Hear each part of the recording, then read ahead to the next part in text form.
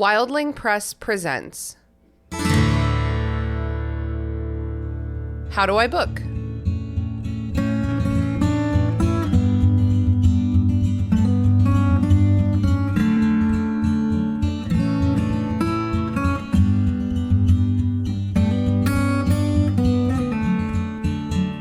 Welcome to How Do I Book by Wildling Press. We like to chat about book writing, book publishing, book marketing, and, of course, book reading. We're trying to help new and experienced authors develop their craft, widen their perspectives, and learn to get a little wild every once in a while. Hello, wildlings. Christina here, and I'm alone but not for long. This is a short week for many people who work your classic 9 to 5. It's a short week for students getting out of school for Thanksgiving, so we're going to make this a short episode as well. I just wanted to give our community the opportunity to share some things that they've been thankful for so far this year. I'm a bit of a Grinch myself, and to me that carries over into Thanksgiving as well. I have a hard time celebrating holidays that I don't feel were meant for me. Not a big Christian, don't really care about Christmas. I'm trying to get over that. I did buy a pink Christmas tree, and I think that might turn me around. But as for Thanksgiving, I've always felt extremely, what's the right word? Repulsed? By the history of the holiday. We grew up thinking that it was this beautiful moment of the coming together of the colonizers and the native communities. And I guess after that, the native communities just stepped aside and said, please take our land. And while you're at it, kill us. Okay, no, I said I wouldn't do this. Everything's great. All of that to say, the thing I do like about Thanksgiving is the emphasis on gratitude. I like that people take the opportunity once a year to actually really think about the things that they're grateful for.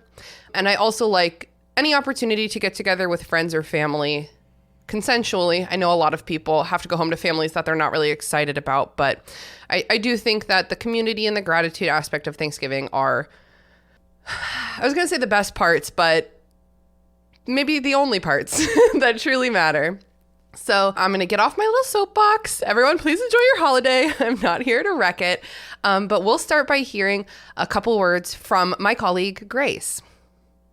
Hi, I'm Grace, Operations Manager at Wildling Press, and I'm grateful for so many things in the book world, but I'm particularly grateful for and to all the authors we have here at Wildling and the tremendous amount of work they've put in so that we can put out books that we're incredibly proud of.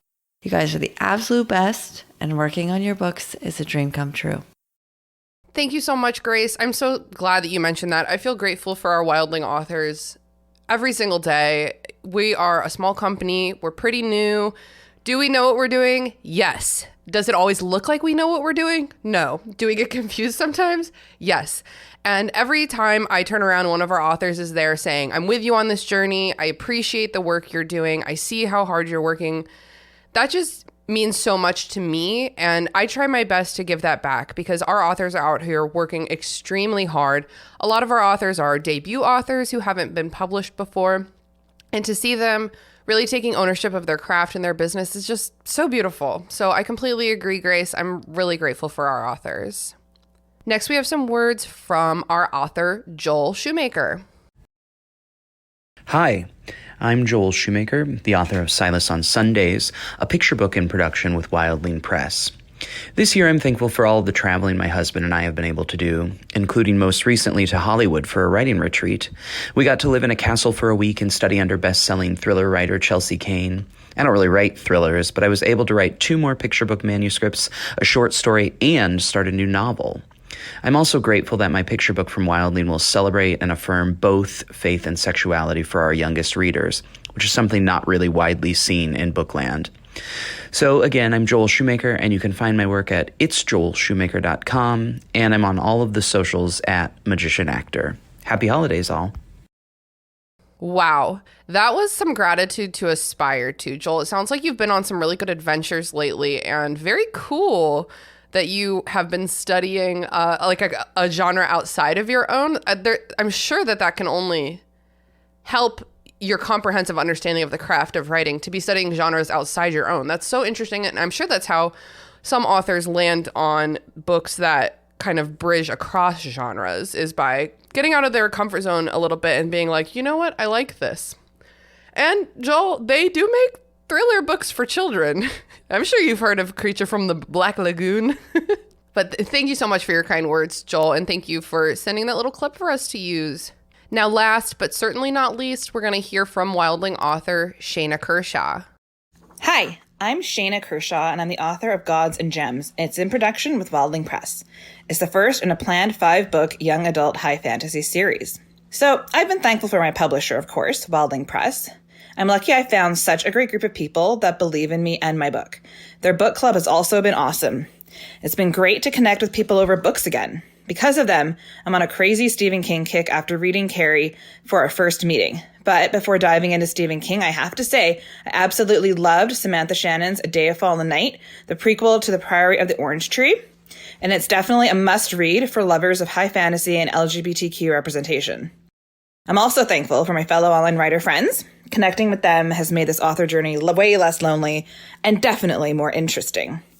So again, I'm Shayna Kershaw. I'm the author of Gods and Gems. And please follow me on Instagram at Shayna Kershaw Writes and Facebook at Shayna Kershaw Author. And I'm on the web at shaynakershaw.wordpress.com. Thanks so much. Oh, Shayna, thank you so much for saying that. I love hearing your voice. We do not get to talk enough. It's really tough working remotely, gang. And I just love and I'm so grateful for your sustained enthusiasm for the publishing process and your enthusiasm in your own book. It can be really hard to be an author, especially as I mentioned, our authors are all over the country. We're all working remotely, and you can sometimes feel really alone, you know? And I feel that as well, despite my wonderful wildlings and my wonderful book community that I've built. We're all just alone at our computers, tip-tap-tapping. So it's really wonderful to hear the excitement that other people have, and you can kind of let that get on you too. You know what I mean? Take from other people's excitement and give it back when you have a little bit of extra excitement. And I love that so much. So Shayna, Joel, Grace, I'm very grateful for you. I'm extremely grateful to the listeners of this podcast. It's a little humble podcast, but we are doing our best to get information out there to people who want to get into publishing. And the fact that people actually listen to it makes all the difference. So thank you so much if you've been listening from the beginning, or if you're a new listener, we are so grateful to you. And a couple of other things that I'm really grateful for. I'm grateful that every single year of my life, there have been so many more diverse books than the year before. I was a kid in the 90s, and that was before people were having very real conversations about diversity and representation. So when I was a kid, the books were white. They were white. And I was lucky if they were also girls. But nowadays, I think that there's truly like an embarrassment of wonderful, diverse books of every genre for every age range. And every year, there are new, wonderful, diverse books by incredible storytellers. And that's the thing is, we don't want books that are checking a diversity box. We want a book that is truly good, that also represents diverse voices. And we just see more and more of that every year. More publishers are saying, this is what we're looking for. Wildling as well, we say, this is what we're looking for. And so I'm grateful that every time I turn around, there's a cool new diverse book, lots of science fiction and fantasy that I get to read.